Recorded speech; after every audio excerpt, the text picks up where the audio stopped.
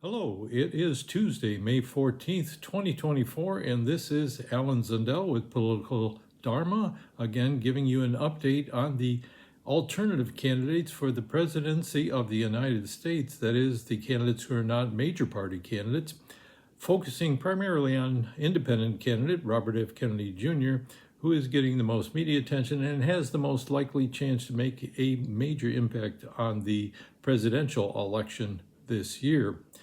Now, some of you asked after my last short update that I've been doing lately because I'm not always at my home studio and using my computer. Anyway, some of you asked after my last video how things were going in Texas for the Kennedy campaign because the deadline was coming up for submitting signatures to get on the ballot. And in fact, that deadline was yesterday.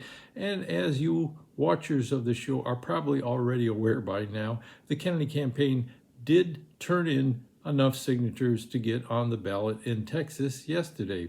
They said they turned in, a little over 245,000 signatures when they required about 113,000. So that's a little more than twice the number of signatures that were required. Of course, those signatures haven't been counted, examined, and verified by the state of Texas yet, but it looks like they're going to be on the ballot in Texas, which puts them in a pretty good position. This is the first time an independent candidate for the presidency has been on the ballot in 24 years in Texas. And as I said before, getting on the ballot, particularly in Texas and New York, would be major milestones for the Kennedy campaign. Now, I added up so far, they've gathered enough signatures or met the requirements for being on the ballot in about, now including Texas, 13 states. That includes some states that haven't been verified yet, but they look pretty secure so far. There could be legal challenges and the rest, but let's presume, as a measure of their progress, that they're going to be on the ballot in these states where they've met the requirements for the number of signatures they'll need. That makes 13 states with 180 electoral college votes. Now, if we assume that in New York they're going to do well in addition to Texas. New York, of course, the filing deadline is 2 weeks from today.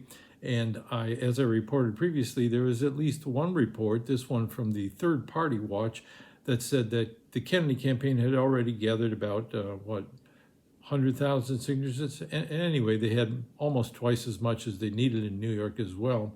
But campaign hasn't verified that, and that's just one source. But if they do well in New York and turn in sufficient signatures 2 weeks from now, that would give them another state plus another 28 electoral college votes, making 208 electoral college votes. Now, the reason I'm emphasizing electoral college votes is because to get into any presidential debates that they'll have, any official presidential debates by the Presidential Debate Commission between Joe Biden and Donald Trump, they will have to include Robert F. Kennedy Jr. in, according to their own rules, if the Kennedy campaign can get on the ballot in enough states to have enough electoral votes to have a hypothetical chance of winning the Electoral College.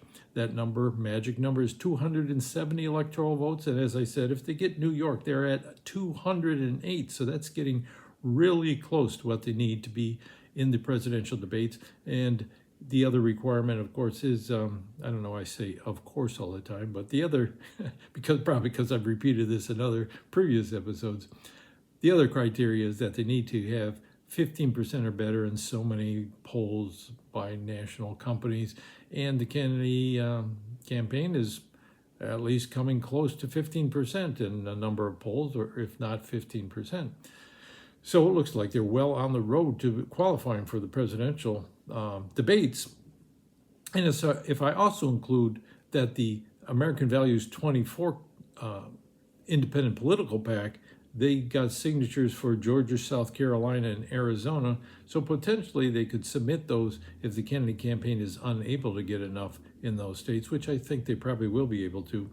That would add another 36 electoral college votes, bringing it up to 244, very, very close to 270. So I think we're pretty close to getting to a major milestone in the Kennedy campaign. at least in terms of their ability to get into any presidential debates that they will be having later in the fall. Now, I also mentioned in a previous campaign about the effort to get on the ballot in the state of Oregon, where I'm currently a resident, and they did send out an email verifying what I had told you previously, which is that they're abandoning the attempt to form a voters' assembly all at one time and place to get the signatures to get Kennedy on the ballot. Instead, they are pursuing the tactic of gathering signatures to get the We the People Party a ballot line in Oregon, and then nominate Kennedy to that and have a continuing ballot line that they could use for other candidates in future elections. So the petition number is MPF-24-09 in case you want to look it up online. And they do have regional contacts in Portland and in Central and Southern Oregon for those of you who want to help get the petitioning going, get signatures. Of course, you can go, there's that of course again, you can go over to the Kennedy Shanahan 2024 website to get more information about, look on the little tab in the menu about ballot access, and then you can go to the state of Oregon and find out how you can contact the campaign about getting involved in that. So, state of Oregon, they're going to pursue the political party path. One other thing about the Kennedy campaign, you may have seen recently that they are suing both the Kennedy, Robert F. Kennedy Jr. as an individual, and the American Values 2024 Super PAC are suing Meta, the parent company of Facebook and Instagram, because people who try to post or share a video produced by American Values 2024 called Who is Bobby Kennedy? It's a 30-minute video that they've been promoting. If people try to post it or share it, they've been getting messages saying that the information is misinformation, or for some reason or another they won't display the content, and also threatening people with suspension of their accounts if they continue to propagate this information. So Kennedy and American Values 2024 are suing Meta, saying this is a suppression of the right to free speech and giving an unfair political advantage to the major parties and other candidates as well, because they're censoring information about Kennedy on the basis that it's so-called misinformation. So there's that. And by the way, this whole misinformation stuff, I've been looking into some of it, and it's very unfair portrayal of Kennedy in the media, as I've said in the past, exaggerating his stances on some issues, boiling him down to like a single tagline like conspiracy theorist or anti-vax person or anti-science, as a way of describing positions that are much more nuanced and complicated than that. And I think it's been very unfair to Kennedy. Case in point, earlier this week, I guess it was last week, and this whole story about a brain worm eating part of Kennedy's brain, the way that was headlined and the way it quickly spread around the media stratosphere obviously was an attempt to, of course, it's got clickbait value, that, the idea of a brain worm eating your brain, was anyone kind of be curious about that. But the implication was, this is why Kennedy has so many crazy ideas, conspiracy theory, and all the rest, is because somehow he has a damaged brain, or they just thought it was a way of associating him again with some, problems, cognitive problems. When you compare him to Joe Biden and Donald Trump, cognitive problems do not seem to be the issue with Kennedy. Anyway, it's another attempt to smear him and associate him, just make him seem crazier than he comes off if you actually listen to him. So a good segment on the brainworm thing was in Breaking Points with Crystal Ball and Sagar Enjeti. They did a very good episode on that, short episode. You can find it on the YouTube channel where they talk about medical implications. Kennedy said he's recovered from that long ago, just gave him temporary symptoms, and he's not feeling that anymore, as far as I know. Anyway, so again, example of painting Kennedy in a bad light. So much for the Kennedy campaign. I got a couple other items I wanted to get to quickly here as well. I mentioned in the past that Joe Biden had potential problems getting on the ballot in a few states. And of course, unlike alternative parties and candidates who have a trouble getting on the ballot and all kind of legal challenges from the major parties, they'll bend over backwards to try to help each other get on the ballot in most cases.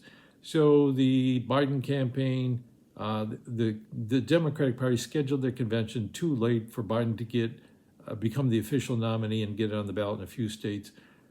One of them was a Democratic state. They changed their law so he could get on. Another one in Alabama, they changed their law as well, even though it's dominated by Republicans. But finally, in Ohio, somebody asked me about this, and a couple of weeks ago, I forgot to put it in the episode, but there was news on May 8th that even though they were trying to get a bill going in the Ohio Senate, and this is again dominated by Republicans, the House wasn't interested at all. And since then, the state legislature has adjourned, so there's unlikely to be any action, at least until a week from now when they come back from adjournment. But it doesn't seem like the State House has any interest in trying to change the law to make it easier for Biden to get on the ballot. So the Democratic Party will have to resort to suing the state to get Biden on the ballot. And it looks like they have a good chance of succeeding. So the double standard at work. Finally, Cornel West, an update on his independent campaign for the presidency. He was endorsed by the Black Radical Political Congress, which seems like a good fit for him. This organization, it's a network of activists, particularly interested in Black liberation and socialist politics.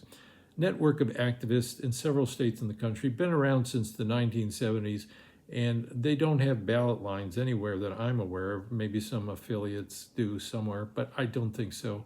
But they do bring some resources of people, volunteers, ways of promoting the campaign that should be a help to Cornel West. So that's all I have for you today. End up being not quite a short update, but thanks again for watching. And if anything else happens, I'll be checking in. Like, share, subscribe, all that good stuff. And I'll be talking to you again.